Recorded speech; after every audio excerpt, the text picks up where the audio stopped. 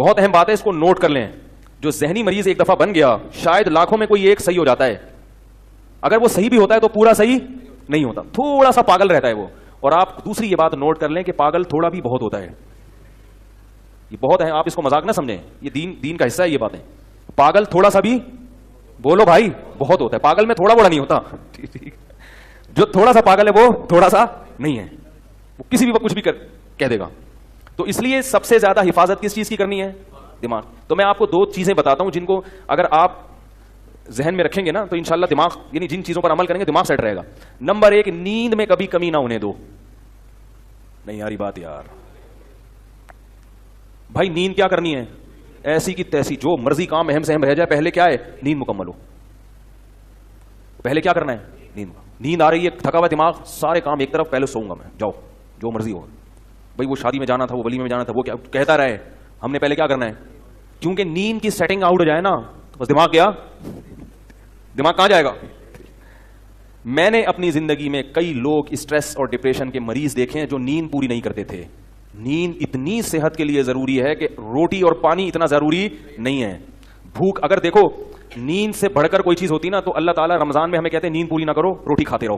اللہ نے روٹی پانی چھڑوا دی. اللہ کو پتا ہے کہ جتنا مرضی بھوکا پیاسا رہو گے, جب کھاؤ گے تو ریکوری ہو جائے گی.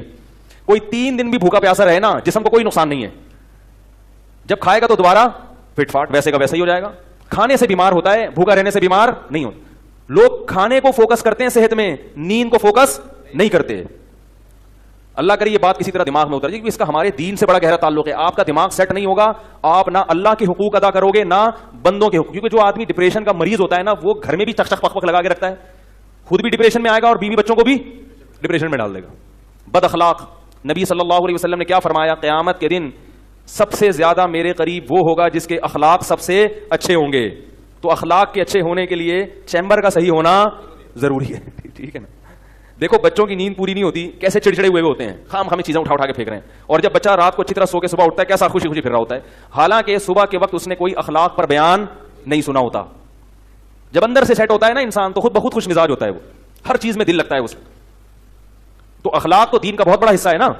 اللہ کی باتیں بھی سمجھ میں آئیں گی. اگر چیمبر ٹھیک نہیں ہے نا, تو کوئی اگر کہے کہ بھائی اگر نماز چھوڑ دو گے تو اتنے 1000 سال جہنم میں جلنا پڑے گا, تو آپ پہلے ہی جل رہے ہو, دماغ خراب ہے. بولے یہ پتہ نہیں کون سی شریعت ہے یار, جہنم میں جلنا پڑے گا یار. اندر سے نا ایسی سی باتیں کرے گا, کیونکہ اندر سے ویسے ہی خوش نہیں ہے, اوپر سے جہنم کی وعیدیں, تو اور اسٹریس میں آ جاتا ہے وہ کہ یار یہ کیا ہوا یار, ایک نماز چھوڑنے میں یہ کیا ہوا یار. تو بجائے یعنی دین سے بھی دور ہوگا. تو پہلی چیز کیا ہو گئی؟ بولو بھائی, نیند. دوسری چیز کیا ہے؟ دوسری چیز ہے ٹینشن نہیں لینی. ٹینشن نہیں لینے کا مطلب یہ نہیں کہ آپ کو کبھی ٹینشن ہوگی نہیں ہے. تو دنیا میں کوئی ایسا شخص ہے ہی نہیں جس کے سارے کام صحیح ہو رہے ہوں. اس پر تو ایک مستقل بیان ہے میرا کہ دنیا میں خوش یعنی انسان جو ہے نا ڈپریشن کا علاج کیا ہے. تو میرے 3-4 بیانات ہیں, وہ آپ تفصیل سنیں. میں ابھی مختصر ایک بات بتا رہا ہوں کہ دیکھو دنیا میں ساری چاہتیں کسی کی بھی پوری نہیں ہوتی. یہ تو ہو ہی نہیں سکتا کہ آپ جو چاہیں وہ ہو جائے. لوگ وزیر اعظم بنتے ہیں, جیل میں چلے جاتے ہیں, حقیقت ہے یہ. کہاں کہاں انسان پہنچتا ہے, پھانسی کے پھندوں پہ لٹک جاتے ہیں, اور معلوم نہیں کیا کیا ہوتا ہے. تو ساری چاہتیں نہیں پوری ہونے والی ہیں آپ کی. تو اب حل کیا ہے اس کا کہ بھائی ہر خواہش پوری کرو, یہ تو ہو نہیں سکتا. تو بھائی سمجھوتا کر لو. کیا خیال ہے؟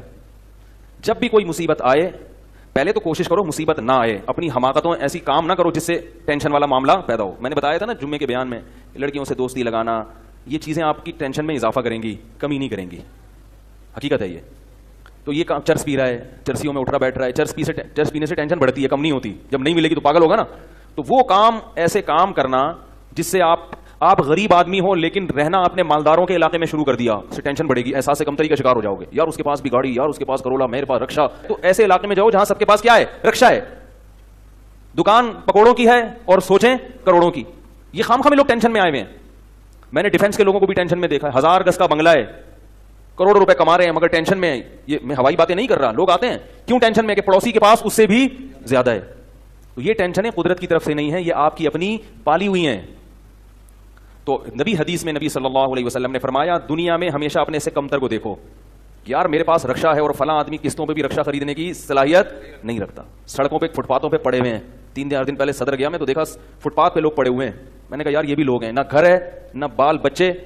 ایک کنوارے کا فون آیا, ایسے جیسے وہ نہیں ہوتی, کیا بولوں میں, ایسے طنز کر رہا تھا, کہہ رہے یار کوئی رشتہ ہی نہیں دیتا, یہ زندگی کوئی زندگی ہے.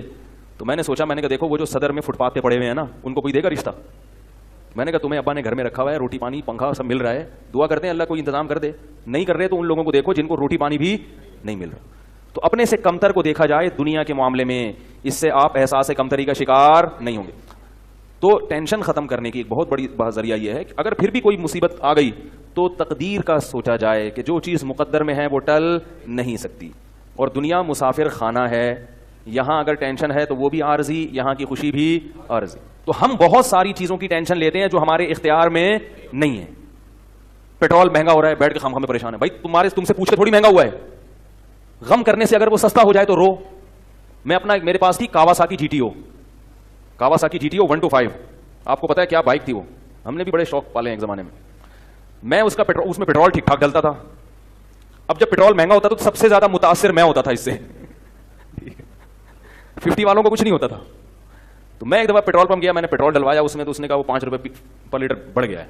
مجھے بڑا غصہ آیا. میں نے ساتھ والے سے کہا, میں نے کہا یار یہ کیا مذاق ہے یار, ہر تھوڑے دن بعد 5 روپے بڑھ رہا ہے, تو آپ کو غصہ نہیں آیا؟ اس نے کہا صرف میرے لیے تھوڑی بڑھ رہا ہے, پوری قوم کے لیے بڑھ رہا ہے نا. تو مجھے اس کی بات بڑی اچھی لگی.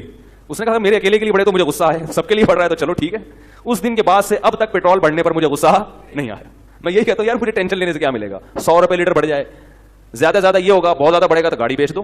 بھائی نہیں ہمارے کنٹرول سے باہر ہو گئی ہے, گاڑی بیچ دو, دوبارہ آ جاؤ, ٹیکسی پہ آ جاؤ, پھر بھی ہے تو پھر رکشے پہ آ جاؤ, پھر چنچی پہ آ جاؤ, پھر پیدل ہو جاؤ. جو چیز اختیار میں نہیں ہے اس کی ٹینشن لینا حماقت ہے. بات آ رہی ہے سمجھ میں؟ اسی طرح یاد رکھو اولاد کی تربیت کا معاملہ ہے. ہمارے ہاں جو لوگ نئے نئے دیندار بنتے ہیں یا پرانے بھی, وہ چاہتے ہیں میرا گھر 100% خلفائے راشدین جیسا بن جائے, جبکہ بیگم پہ کنٹرول نہیں ہوتا, وہ الگ سمت میں جا رہی ہوتی ہے. اب آپ نے ڈنڈا چلانا شروع کر دیا, بچے باغی ہونا شروع, وہ بجائے دین پہ آنے کے ابا کو مکھنچو سمجھنا شروع کر دیتے ہیں اور بغاوت پھیلتی ہے. تو بھائی آپ اعتدال سے تربیت کی کوشش کرو, ہو گئی ٹھیک ہے, نہیں ہوئی ہم سے نہیں سوال ہوگا, ہم جو کر سکتے تھے ہم نے کر لی.